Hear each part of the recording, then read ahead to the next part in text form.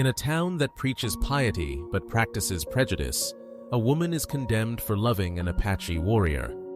But his return ignites a passionate escape into the untamed West, where they must forge a new world from the ashes of the old, proving that the wildest love is the only law that matters.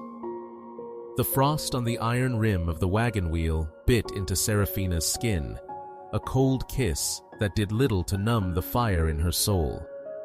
Dawn was a pale, hesitant wound in the sky over Redemption's peak. Her wrists, bound tight, were a tapestry of raw flesh and rope burn. The town square was a theater of sanctimonious judgment, the mayor's words still hanging in the air like a curse. This is what comes of lying with a savage. Her dress was torn, a flimsy shield against the stairs and the biting wind, but her chin remained high. They wanted to see her broken, to watch shame extinguish the light in her eyes. But as they watched, all she felt was a roaring silence, a void filled with the echo of a single name: Kyle. The Apache warrior whose touch was a forbidden language, whose eyes held galaxies she longed to explore. She had burned for him in secret groves, and now she would burn for him on this wheel. She closed her eyes, not in prayer, but in a vow. Let them watch. Her love was not a sin. It was a wildfire. And Kyle would feel the heat. Part 1. The unspoken vow. The genesis of their bond was not a single moment, but a constellation of them, quiet and luminous against the dark, oppressive canvas of Redemption's peak. 2 years ago, Serafina Hayes had been a woman drowning in grief. She and her younger brother, Thomas, had fled their life in Philadelphia under a cloud of scandal. Their father, a respected banker, had taken his own life after his ruinous speculations were exposed, leaving them with nothing but tarnished names and shattered futures. They had come west, chasing the thin promise of a new beginning, a place where the past was a distant shadow. Thomas, ever the idealist, saw adventure. Serafina, the pragmatist, saw only the harsh, unforgiving reality of the frontier. The end of that dream came with the brutality characteristic of the land itself. Thomas, eager to prove his manhood, had joined a posse to track down rustlers, armed with more bravado than sense. They were ambushed in the canyons. The other men straggled back with tales of chaos and gunfire. Thomas did not return. For 2 days, Serafina waited, a cold knot of dread tightening in her gut. The townsfolk offered clumsy condolences, their pity a suffocating blanket. It was on the 3rd morning that Kyle appeared. He walked out of the shimmering heat haze on the edge of town, leading his pinto stallion, with Thomas's body draped carefully across its back. He had wrapped him in a clean blanket. There was a dignity in the act that shamed the posse's panicked retreat. He said nothing as he gently laid her brother on the porch swing. The town's pastor, Reverend Michael, stepped forward, clearing his throat to offer some hollow platitude. But Kyle's gaze was fixed on Serafina. His eyes, the color of a storm-darkened river, held no pity. They held something far more profound, a shared understanding of loss, an ancient sorrow that needed no words. In that moment, she did not see a savage, as the townsfolk whispered. She saw a man who understood that grief was a sacred country, one where outsiders were not welcome. He simply nodded, a gesture of profound respect, and then vanished as silently as he had arrived. That silent act of grace became the bedrock of their connection. Serafina was an anomaly in Redemption's peak. She read books, her hands uncalloused, her speech precise. She met the gaze of men directly, a habit they found both unnerving and intriguing. She was an object of suspicion and desire, a delicate bird they weren't sure whether to cage or crush. Kyle was the town's ghost. He was a necessary evil, a skilled scout the army sometimes hired, a trader of pelts whose knowledge of the treacherous lands was unparalleled. They used him but despised him. his very existence a reminder of the wilderness they sought to conquer. He moved on the periphery of their society, a silent observer whose perception missed nothing. Their courtship was a language of gestures. One blistering afternoon, as she haggled for flour in the general store, fending off the storekeeper's leering smile, she saw Kyle outside, leaning against a post. Their eyes met through the grimy window. He gave a subtle, almost imperceptible shake of his head. Heedful, she checked the weight of the flour sack. It was light. She slammed it back on the counter, her glare silencing the storekeeper's protests. When she left, her chin held high, there was a small, intricately beaded pouch of wild sage left on the hitching post, a token for warding off dishonesty. Another time, she found him by the creek, carefully tending to a wolf with its leg caught in a rusted trap. He worked with a surgeon's focus, murmuring to the animal in the low, guttural tones of the Apache language. He didn't just free it, he cleaned the wound and bound it with leaves. He was a warrior, she knew, but in that moment, she saw the heart of a healer. He looked up and saw her watching, his expression unreadable. He neither invited her closer nor sent her away. He simply allowed her to witness. Their sanctuary became the cottonwood grove, a place veiled by willow trees and the murmur of the creek. It was a world away from the judgmental eyes of the town. There, she would read to him from her worn copy of Shakespeare, her voice weaving tales of tragic kings and star-crossed lovers into the fabric of the Wild West. He, in turn, would teach her the names of the stars in his own tongue, his voice a low rumble that seemed to vibrate through the very ground they sat on. "That one," he said one night, pointing to a brilliant cluster in the velvet sky, "is Gleshtso, the great serpent.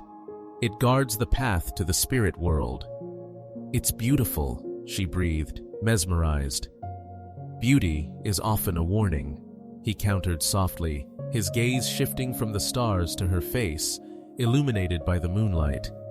"Like the brightly colored snake, or the flower that blooms only on the cliff's edge." His hand came up, his calloused fingers tracing the curve of her cheek with a reverence that made her tremble. The air crackled with a tension that had been building for months, a wild, dangerous energy that was both terrifying and exhilarating. "They say I am a savage, Seraphina," he whispered, his voice raw. "A man of blood and dirt. They do not know that I have watched you tend your small garden as if it were a kingdom.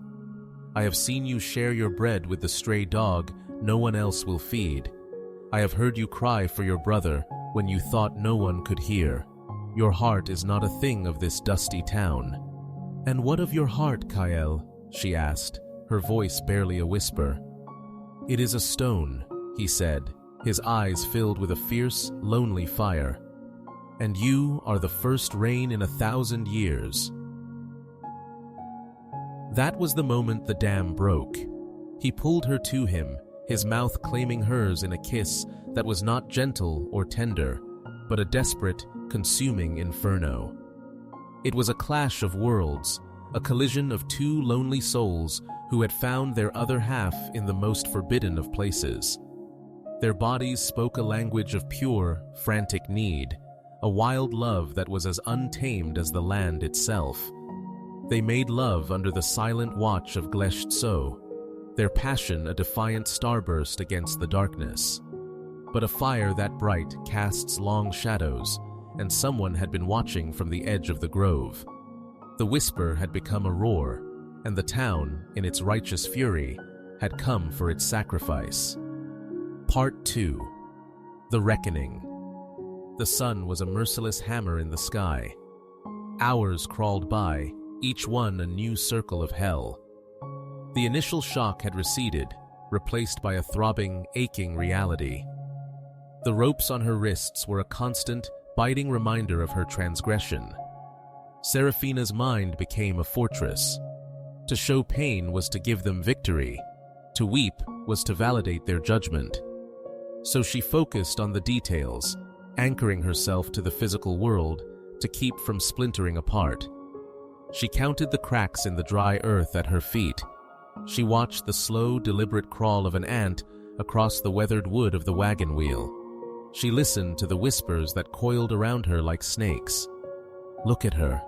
No shame at all. My Jacob said he saw them down by the creek. The devil's work, plain and simple. That redskin has bewitched her. Her uncle, Jebediah, stood near Mayor Thorne, his face a mask of strained piety. He was a man whose entire existence was built on the perception of others. He had taken her and Thomas in, not out of love, but out of a grudging sense of duty, a duty she had now repaid with public disgrace. He wouldn't look at her. That, more than any stone, was what wounded her, the complete and utter abandonment by her own kin. She forced her mind away from him, back to Kyle. She pictured his face, the intensity of his eyes, the rare, slow smile that transformed his features. She remembered the feel of his hand in hers, the low timbre of his voice speaking her name. He was her litany, her prayer against the encroaching despair. She had made a choice, a wild and reckless one, and she would stand by it, even if it meant being broken on this wheel. And then, the atmosphere shifted. A hush fell over the square, a sudden, inexplicable vacuum of sound. The jeers died in throats. The self-righteous muttering ceased. A collective intake of breath seemed to suck the very air from the plaza.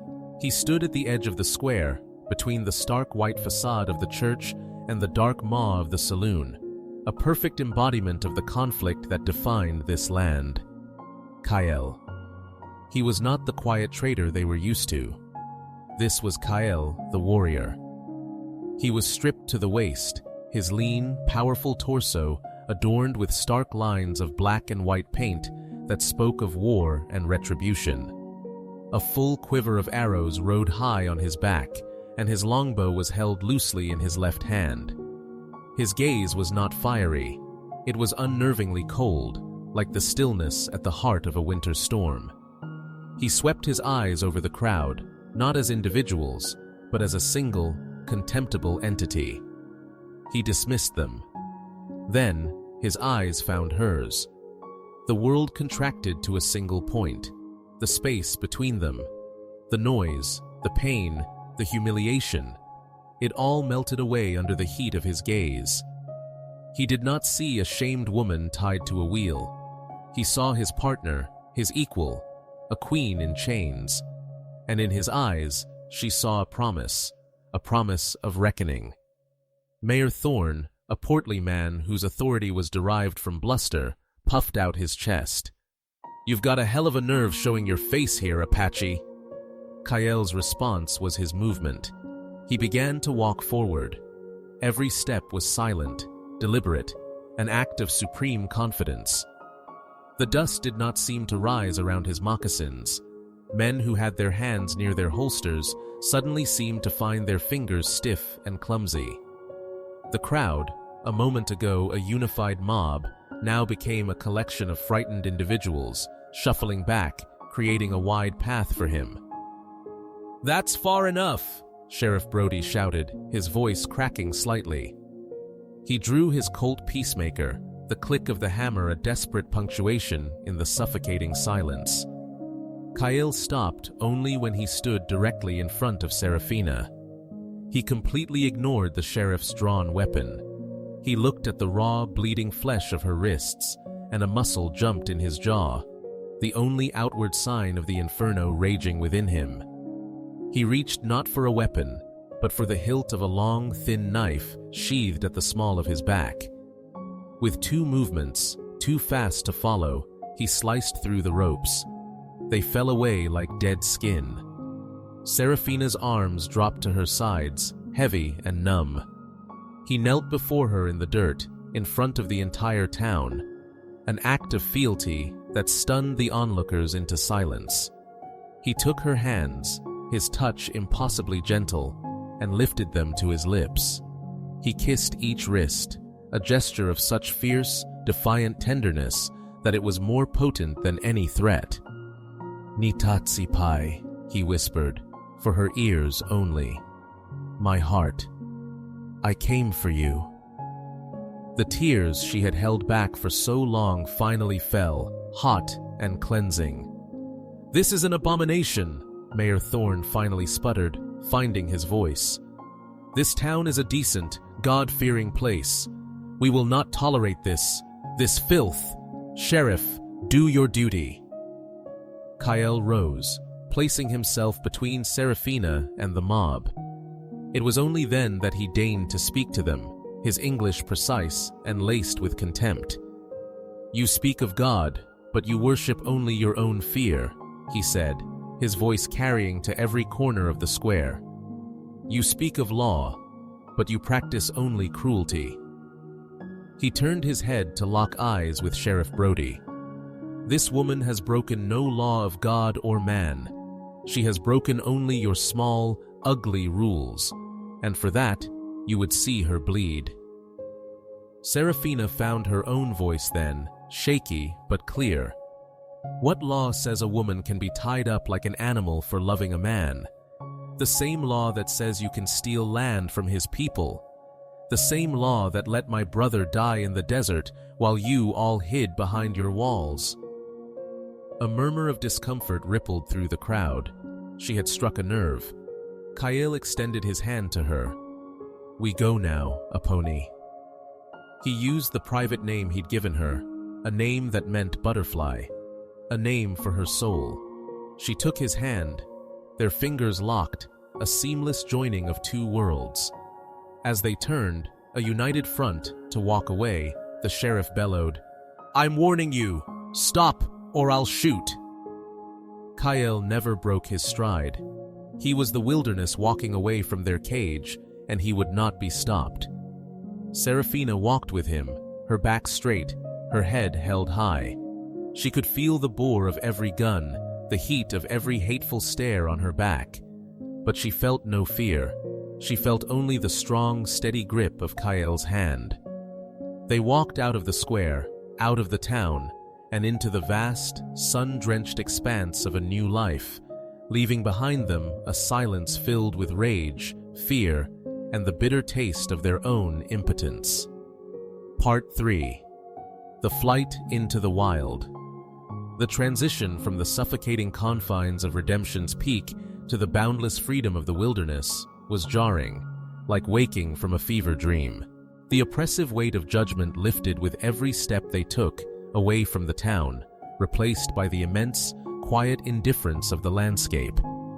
As soon as they were shielded from view by a line of dusty mesas, Kyle let out a sharp, two-toned whistle that sliced through the air. From a hidden arroyo, a magnificent pinto stallion emerged, its coat a dramatic canvas of black and white. It moved with a powerful grace, its loyalty absolute. Kyle swung onto its back in one fluid motion, a seamless extension of the animal's own wild spirit.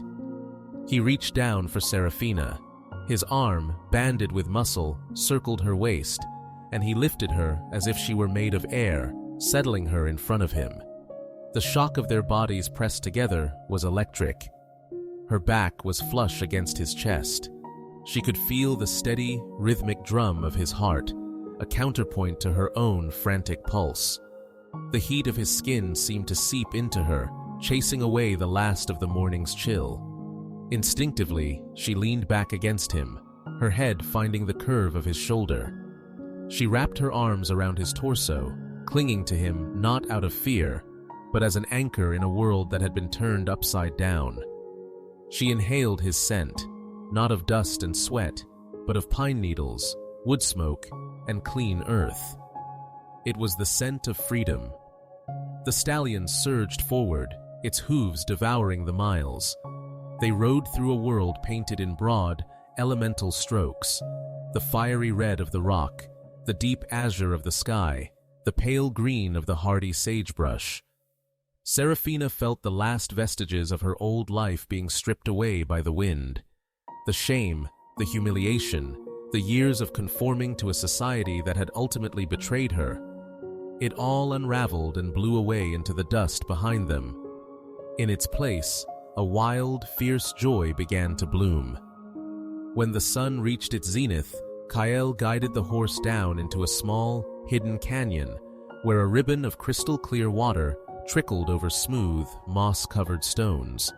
It was a secret, verdant world, hidden from the harsh glare of the sun. He slid from the horse's back and reached up for her. As her feet touched the ground, her legs buckled, the adrenaline finally deserting her. He caught her effortlessly, holding her against him until she found her strength. "Drink," he commanded softly, his voice a low rumble. She knelt by the spring, cupping the icy water in her hands and drinking until her throat no longer felt raw. The water was so pure, it tasted sweet. When she looked up, Kyle was kneeling in front of her, his expression a mixture of fierce tenderness and simmering rage. From a worn leather pouch at his belt, he took out a small clay pot filled with a dark, fragrant salve. He took her hands in his. His touch on her abraded wrists was so gentle it almost hurt. He began to clean the wounds with a strip of clean cloth dipped in the spring water, his movements meticulous and focused. Every touch was a prayer, an apology for a wound he had not inflicted but felt responsible for. "They are animals," he growled, the word a vibration against her skin. "It doesn't matter," she whispered, her gaze locked on his face. "Nothing matters but this. You came back." "There was no other choice," he said, his eyes burning into hers. "A man does not leave his own heart to be torn apart by dogs." He finished applying the salve, his thumbs stroking the back of her hands. "In my tongue, there is a word, ni ta tsi pai. It does not just mean my heart. It means the part of me that lives outside my body. You carry it now. You must be careful with it." A wave of heat, potent and profound, washed through her. This was the language their souls had been speaking all along. Leaning forward, she closed the space between them, her lips meeting his. This kiss was not the frantic, desperate claiming of their secret meetings. It was slow, deep, and searching, a silent communion of shared pain and transcendent love. He responded with a raw, possessive hunger that stole her breath, his hands moving from her wrists to cradle her face, his thumbs wiping away the tear tracks she hadn't realized were there. He gently laid her back onto a patch of soft, cool moss, his body a shield against the rest of the world. The canyon walls were their chamber, the gurgling spring their music. In the heart of the untamed wilderness, their love was no longer a forbidden secret, but a sacred rite. Their joining was a reclamation of her body from its public shaming, of their love from the shadows. It was a fierce and tender act of defiance, a vow sealed not with words, but with the primal, undeniable truth of their bodies and souls becoming one. Under the silent gaze of the ancient rocks, Serafina Hayes was wholly and irrevocably reborn. Part 4. Ghosts of the Past. For 2 days they rode north, the landscape transforming from sun-baked desert to rolling hills dotted with juniper and pine. The ghosts of Redemption's Peak faded, their whispers drowned out by the song of the wind and the steady rhythm of the stallion's hooves. A new rhythm established itself between them, a comfortable silence punctuated by brief, meaningful exchanges. He taught her to identify the tracks of deer and coyote. She taught him the words to a soft folk song her mother used to sing. A fragile, beautiful peace began to settle in her heart. But peace in this land was a fleeting thing. On the third afternoon, they were navigating a narrow pass when a storm, which had been gathering unseen behind the mountains, broke upon them with sudden violence. The sky turned a bruised purple gray, and rain fell in blinding sheets. The dry wash beside them became a raging, muddy torrent in minutes. "We must find high ground," Kyle yelled over the roar of the storm. He urged the stallion up a steep, rocky incline. The horse slipped, its iron-shod hooves finding no purchase on the slick rock. With a cry of alarm, it went down, throwing them both clear. Serafina landed hard, her head striking a rock. Stars exploded behind her eyes, and for a moment, the world went black. She came to with Kael's hand on her cheek, his face a mask of frantic concern. "Aponi, speak to me." I'm all right," she managed, sitting up, her head throbbing. The stallion was struggling to its feet, its leg bent at an unnatural angle. A fresh wave of despair washed over her. Their horse, their means of escape, was crippled. Kael's face was grim. He went to the horse, running his hands expertly along the injured leg. He looked back at her and shook his head. The leg was broken. With a look of profound sorrow, he drew his knife. He murmured a quiet prayer in his own tongue, a word of thanks and apology to the animal, and then, with one swift, merciful movement, he ended its suffering. They were afoot, stranded, with a storm raging around them. "There is a cave," Kael said, his voice tight. "An overhang I know of, not far." He took her hand, and they scrambled through the deluge, half blinded by the rain. They found the shelter just as the last of the light was failing, a shallow cave carved into the cliff face, barely deep enough to shield them from the downpour. They huddled together, soaked and shivering, watching the lightning tear jagged wounds in the sky. The shared hardship forged a new layer to their bond. He built a small, smokeless fire with the skill of a magician, its warmth a small pocket of civilization in the vast, raging wilderness. He shared his last strip of dried venison with her, insisting she eat the larger portion. As the storm began to subside, leaving behind the clean, sharp scent of rain-soaked earth, she looked at him, his profile illuminated by the firelight. "What will we do now?" she asked, the question raw with exhaustion and fear. He reached out and tucked a stray, wet strand of hair behind her ear. "We will walk," he said simply. "We will survive. We have each other. That is the only weapon we need." The next morning, under a washed clean sky, they set out on foot. It was then, as they crested a high, windswept mesa, that they saw it. Below, in a dry wash untouched by the storm's runoff, was the scene of carnage. The two dead horses, the shattered wagon, the blood. Kael moved down the slope with the silent caution of a predator, Serafina close behind, her knife now feeling like a natural extension of her arm. He knelt, his fingers hovering over the disturbed earth, reading the story left there. 3 riders, he murmured, confirming his skills. They were ambushed. Here. He pointed to a cluster of spent rifle casings. And here. He pointed to a single, distinctive arrow half buried in the side of the overturned wagon. It was fletched with hawk feathers. Chokonen, he said, the name for a rival Apache band. They ride as war, not as trade. He followed a set of tracks leading away from the chaos, the tracks of a single man, dragging one leg. He was wounded. He crawled here. Kael followed the trail to a large boulder, where the bloodstains were heaviest. Lying in the dirt, glinting in the sun, was the tarnished silver star of the Redemption's Peak Sheriff. "Brody," Serafina breathed.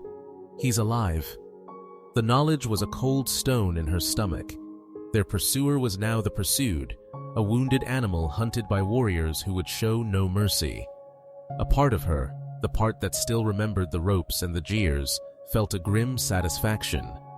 But another part, the part that Kael was nurturing, felt a profound unease at the relentless cycle of violence that defined this land.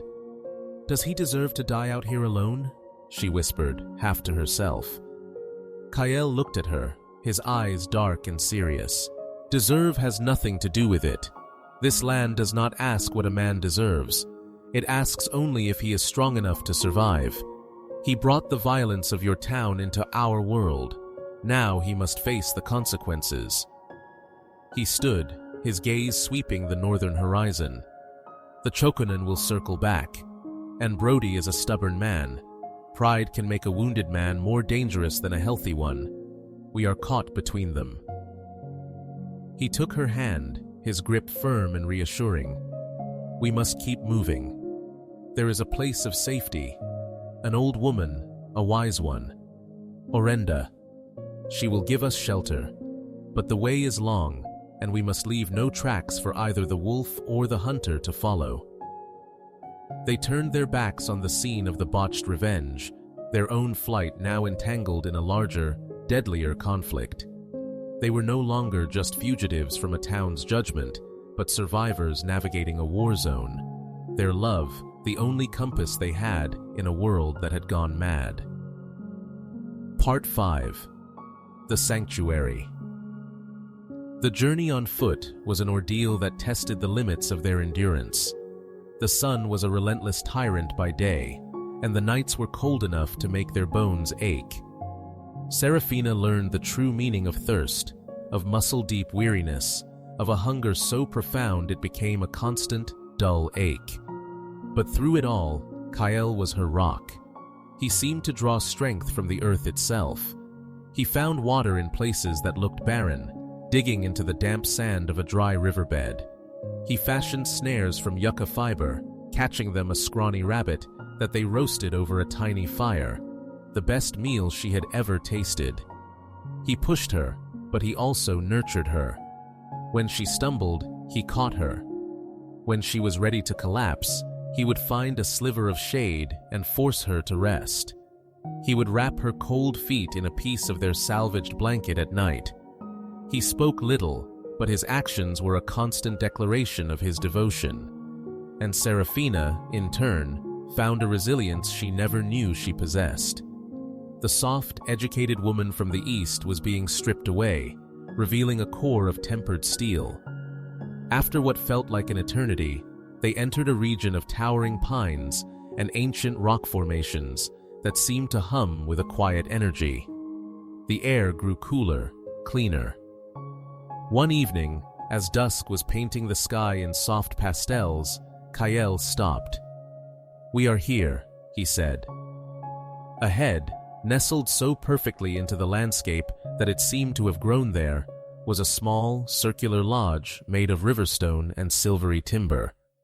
A thin, fragrant plume of smoke rose from a hole in its roof. Sitting by a small, crackling fire was a woman. She was the oldest person Serafina had ever seen, yet she seemed ageless. Her silver hair was woven into 2 thick braids, interspersed with beads of turquoise and bone. Her face was a beautiful, intricate map of wrinkles, but her eyes were startlingly clear and sharp, holding the deep, dark wisdom of a mountain lake. She radiated a stillness and a power that was palpable. "Kael, son of the wind," the woman said, her voice a low melodic hum. "It has been too long, and you have brought the storm-tossed butterfly." She looked directly at Serafina, and in her gaze, Serafina felt no judgment, only a profound, all-encompassing understanding. Kael walked forward and bowed his head, a gesture of immense respect. "Orenda, First Mother, we are weary, we are hunted. She is hurt in her spirit. I bring her to you for healing." Orenda beckoned with a hand adorned with simple silver rings. "Come, child, sit. The fire is for all who are cold." Serafina moved as if in a dream, sinking to the ground across the fire from the old woman. Orenda's presence was a balm, soothing the raw, frayed edges of her soul. Orenda took Serafina's hands, her touch surprisingly warm and dry. She studied the scarred wrists. "A cage of rope cannot hold a bird that is meant to fly," she said softly. "They tried to name you sinner, outcast. But a name given in hate has no power. The only true names are those earned by the Spirit." She looked from Serafina to Kael, who stood like a silent sentinel behind her. "You have chosen a hard path, Kael. This love is a fire that will attract many who wish to extinguish it. "It is the only fire that has ever warmed me," Kael replied, his voice rough with emotion. Orenda smiled, a slow, beautiful expression that seemed to crinkle her entire face with light. "Good." She turned back to Serafina. "He has chosen you. Do you choose him? Do you choose this life, the path of the wind and the stone, the wolf and the hawk?" Serafina looked at Kael, standing tall and proud, his love for her a visible aura. She thought of the wagon wheel, the jeers, the hatred. Then she thought of his kiss, his gentleness, the fierce, protective light in his eyes. There was no choice at all. There was only the truth. "I choose him," she said, her voice ringing with a clarity and strength that surprised her. "I choose this life." "Then you must be given a name worthy of that choice," Orenda declared. She began a low, rhythmic chant, her voice weaving a tapestry of ancient words. She took a bowl of water from the spring and mixed it with ashes from the fire. With her finger, she drew a delicate symbol on Serafina's forehead. "The cocoon of your old life has been burned away. You are reborn from the ashes. I name you Apache, for the butterfly, who embraces transformation without fear. You will be a symbol of hope, a testament that even after the fire, new life and new beauty can emerge. Live this name, child. Let it be your shield and your guide." Later that evening, as they sat wrapped in warm buffalo robes, Kael produced a small, worn pouch from around his neck. From it, he drew a ring. It was not metal, but was carved from the dense, cream-colored antler of a great elk, polished to a soft sheen by the touch of many hands. "This was my mother's," he whispered, his voice thick. "She was a captive, taken from her people. My father, a great warrior, captured her, but he did not treat her as a slave. He saw her fire, her unbreakable spirit. He fell in love with her. He gave her this ring as a promise that he would be her partner, not her master. She gave it to me before she died, and told me to give it only to the woman who was my equal in spirit." He took Apache's hand and slid the ring onto her finger. It felt as if it had been made for her. "Apache," he said, the name a sacred vow on his lips. "My butterfly, my warrior, Nitatsi-pai, my wife." He leaned in and sealed the vow with a kiss, and in that moment, under the star-filled gaze of the sanctuary, Serafina Hayes ceased to exist. In her place stood Apache, a woman who had walked through fire and found her true self in the heart of the flames. Part 6. Forging a Future. Their time with Orenda was a week suspended between worlds, a period of profound healing and quiet learning. The frantic urgency of their flight gave way to a gentle, restorative rhythm. Kael, in the safety of the sanctuary, shed the last of his warrior's tension, his movements becoming relaxed and fluid. He spent hours teaching Apache the deeper secrets of his world. He showed her how to listen to the whispers of the wind in the pines, how to read the stories left in the mud by the creek, how the sun and stars could be a map and a clock. Apache, in turn, blossomed. The physical hardships of their journey had stripped away her fragility, revealing a formidable inner strength. The spiritual healing offered by Orenda soothed the wounds that no salve could touch. She learned from Orenda the properties of the herbs that grew in the hidden canyon: yarrow to staunch bleeding, willow bark for pain, sage for purification. She listened, rapt, as the old woman recounted the creation stories of the Apache, tales of Spider-Woman weaving the world into existence, of the giver of life, Usin. She also gave something back. In the evenings, she would read to them from her single, treasured book. As she read the soaring poetry of Shakespeare, she watched in fascination as Kael and Orenda listened, not just to the words, but to the rhythm, the emotion, the universal human truths that transcended language and culture. Kael was particularly captivated by the tale of Romeo and Juliet. "They were foolish," he stated one night, staring into the fire. "They chose death instead of a new life. They thought they had no other choice." Apone countered softly. "There is always a choice," Orenda interjected, her wise old eyes twinkling.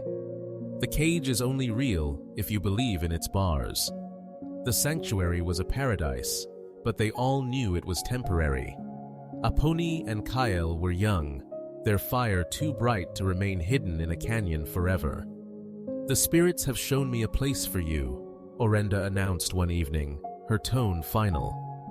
She described a valley, a few days' ride to the north, a place where a great fire had swept through a generation ago. The old growth was burned away, making the soil rich for new life. It is a place of endings and beginnings, a place for you to build. From a dark corner of the lodge, she produced a rolled piece of parchment, tied with a leather thong. It was a land deed, officially registered and stamped, granting ownership of a 160-acre plot to one Apone Hayes. Apone stared at it, speechless. "How?" Orenda smiled her enigmatic smile. "Many years ago, a young circuit judge was lost in a blizzard. He would have died, but a warrior found him and carried him to my lodge. I nursed him back to health. Some debts are never forgotten." Armed with the deed, a blessing from Orenda, and supplies that felt like a king's ransom, they left the sanctuary.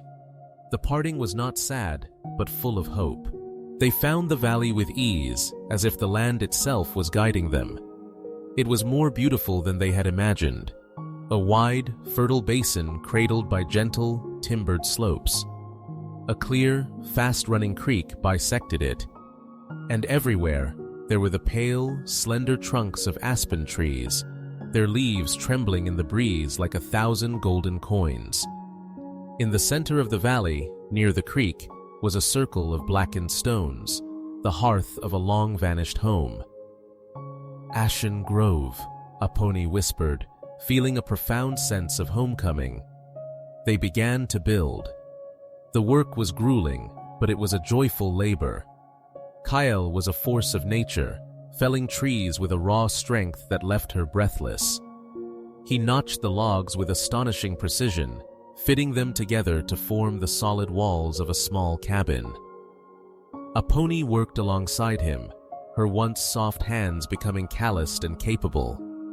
She gathered stones for the fireplace, mixed mud and moss to chink the walls against the wind, and used Kael's knife to strip bark from the logs. They worked as a seamless unit, their movements an unspoken conversation. Their love, born in stolen moments and forged in desperate flight, now settled into the deep, powerful rhythm of partnership. It was in the way he would stop, mid-swing with his axe, just to watch her, a look of profound wonder on his face.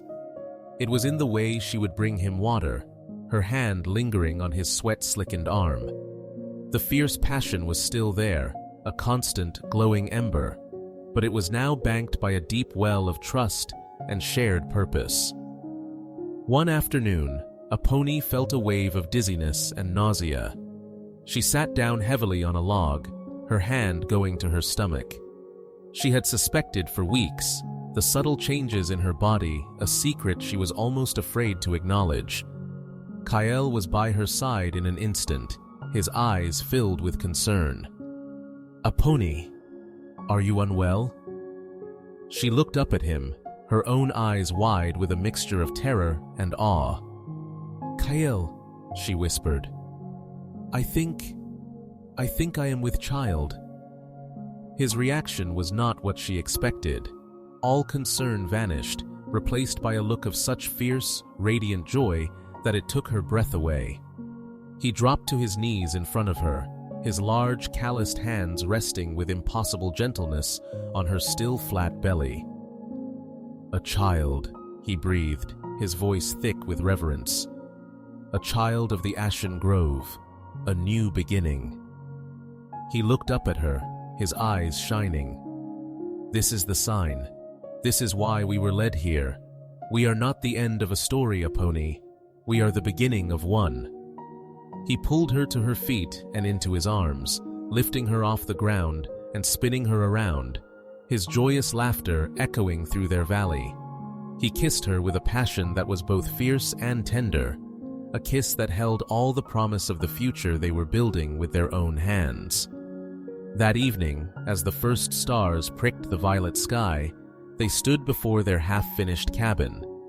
The structure was rough, imperfect, but it was theirs. It was the first home either of them had ever truly had. Kyle took her hand and led her to the creek. "Here," he said, "we will start our own traditions." They washed the dirt and grime of the day from their hands and faces in the cold, clear water. Then he took her hand, his elk antler ring a pale band against her skin. "Here, in this place, under the eyes of Usan and the stars, I claim you, Apache of the Ashen Grove, as my wife, my partner, the mother of my child. My heart is your heart. My strength is your strength. My life is your life, forever." Tears streamed down her face as she replied, her voice choked with emotion. "I claim you, Kyle, son of the wind, as my husband, my protector, the father of my child. My spirit is your spirit. My hope is your hope. My life is your life, forever." They were not outcasts. They were founders. They were not fugitives. They were pioneers. And in the heart of their valley, by the creek, they stood together, two strong, resilient souls, ready to build a world from the ashes of the past. In the heart of the wild, amidst the whispering aspens of Ashen Grove, they built more than a cabin. They built a legacy. Apache and Kyle's story is a testament to a love that refused to be defined by prejudice or bound by fear. It teaches us that true sanctuary is not a place on a map, but a space you carve out in the world for your heart to call home. Their love, born in defiance and forged in the wilderness, reminds us that the most powerful laws are not written in books, but in the unwavering commitment of two souls standing together against the world. They proved that from the ashes of injustice, the most beautiful and resilient things can grow.